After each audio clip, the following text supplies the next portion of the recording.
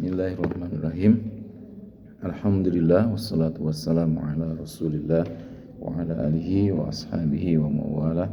Asyhadu an la ilaha illallah wahdahu la syarikalah wa asyhadu anna Muhammadan abduhu wa rasuluh, amma ba'd.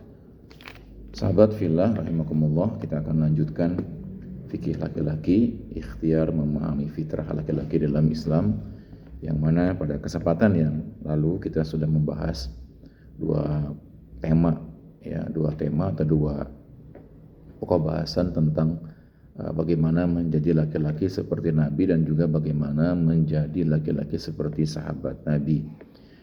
Di dalam pembahasan menjadi laki-laki seperti para nabi, kita sudah membahas tentang Nabi Adam, ya. Nabi Adam, kemudian Nabi Idris. Nah, yang berikutnya kita akan coba mengupas ya secara sederhana ya tentang Nabi Nuh ya, kemudian Nabi Hud dan Nabi Soleh.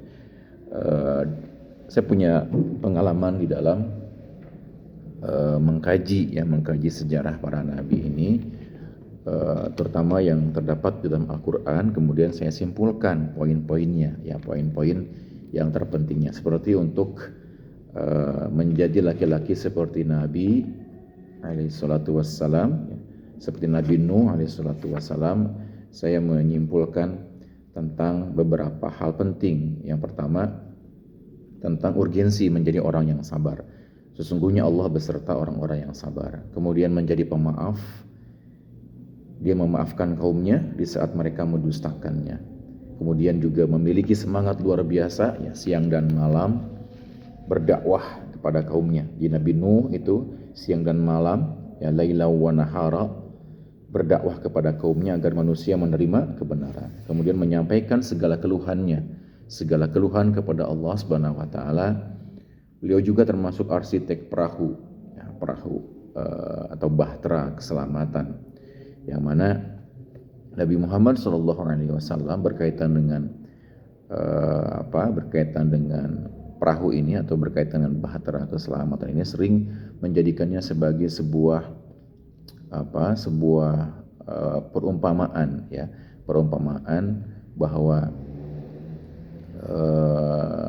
Al-Quran dan Sunnah Nabi Muhammad SAW dan juga Ahlul Baitnya itu merupakan bahtera keselamatan, seperti bahtera Nabi Nuh alaihissalam.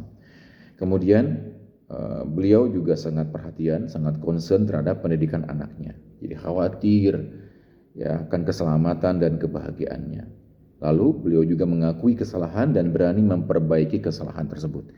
Di Nabi Nuh adalah teladan ya, di samping dengan kakeknya atau nenek moyangnya, bahwa Nabi Nuh juga meneladani Nabi Adam alaihissalam ya, berkaitan dengan mengakui kesalahan dan berani memperbaiki kesalahan tersebut ya. Kemudian juga beliau berdoa dengan sesuatu yang diridhoi oleh Allah Subhanahu wa taala ya. Jadi beliau juga pernah ditegur oleh Allah Subhanahu wa taala kaitannya dengan anaknya itu, kaitannya dengan doa ya, yang mana Nabi Nuh itu berdoa agar anaknya Kan'an itu diselamatkan oleh Allah Subhanahu wa taala. Tapi kemudian oleh Allah tegur. Sehingga ini menjadi pelajaran agar kita berdoa dengan sesuatu yang diridhoi oleh Allah Subhanahu wa taala. Yang berikutnya, beliau juga seorang pemimpin yang menolak intervensi keluarga ya, seorang pemimpin yang menolak intervensi keluarga. Jadi ini berkaitan dengan perilaku dari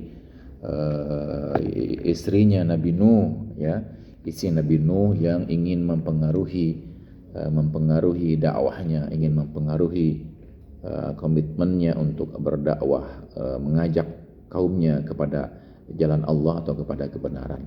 Nah, ini contoh pelajaran atau teladan dari kisah atau sejarah Nabi Nuh alaihissalam.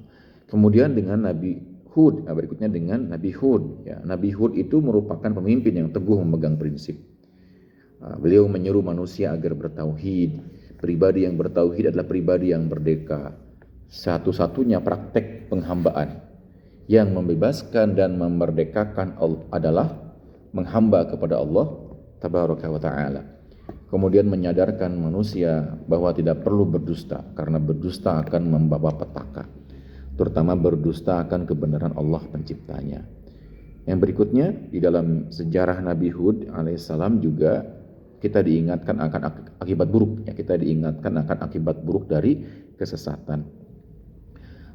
Kemudian juga mengingatkan manusia, ya, dalam rangkaian ayat-ayat yang menjelaskan tentang kisah Nabi Nuh juga manusia diingatkan bahwa tidak penting, ya, tidak penting membangga-banggakan diri, kemudian juga tidak bermanfaatnya mengharap kekekalan, ya, kekekalan. Jadi perilaku kaum Nabi Hud itu dia berusaha untuk menjadikan dirinya itu kekal atau abadi, padahal tidak bermanfaat, ya, mengharap kekekalan. Kemudian juga jangan berbuat aniaya dan jangan membalas kenikmatan atau kebaikan Allah dengan kekafiran, kecongkakan dan kekuatan. Ya, kisah Nabi Hud ini menarik, ya, terutama berkaitan dengan perilaku kaumnya, ya, yang mencoba menandingi kemahakuasaan Allah dengan kekuatan yang mereka miliki, sehingga mereka cenderung kepada kekafiran, ya, karena apa yang mereka miliki atau apa yang mereka kuasai, ya, berkaitan dengan kemampuan mereka membangun rumah-rumah, membangun gedung-gedung dari batu, ya, dari gunung-gunung. Mereka ukir, mereka pahat sehingga menjadi tempat tinggal, menjadi rumah bagi kediaman mereka. Nah, ini dari kisah Nabi Hud. Kemudian dari sejarah Nabi Soleh alaihissalatu wassalam juga kita mendapatkan pelajaran di mana Nabi Soleh itu menyeru kaumnya untuk beribadah kepada Allah. Ya, jangan menyekutukan Allah dengan seorang pun atau dengan sesuatu pun. Beliau juga mengingatkan tentang proses penciptaan manusia dari tanah, menjelaskan Allah sebagai sumber dan sebab kemakmuran. Beliau juga meminta ampun kepada Allah atas kesalahan yang dilakukan. Iman dan ikhlas dalam berdoa kepadanya, karena Allah itu dekat, pengabul doa dan penerima taubat hambanya. Nah, ini cuplikan-cuplikan yang saya temukan di dalam Al-Quran. Ya, di dalam Al-Quran berkaitan dengan teladan apa yang bisa kita ambil, yang bisa kita raih untuk menjadi hiasan kepribadian kita. Ya, bagaimana menjadi laki-laki seperti Nabi Nuh, seperti Nabi Hud, dan seperti Nabi Soleh alaihissalatu wassalam. Saya kira cukup untuk kesempatan hari ini, ya, 3 Nabi yang bisa kita teladani, ya. Nanti kita akan sambung, kita akan perluas kembali, ya, dalam temuan yang saya dapatkan dari buku-buku berkaitan dengan the prophetic wisdom, ya, kebijaksanaan atau kearifan dari para nabi alaihissalatu wassalam. Ya, mudah-mudahan ada manfaatnya. Untuk kesempatan kali ini, aku qouli hadza wa astaghfirullah li wa lakum. Assalamualaikum warahmatullahi wabarakatuh.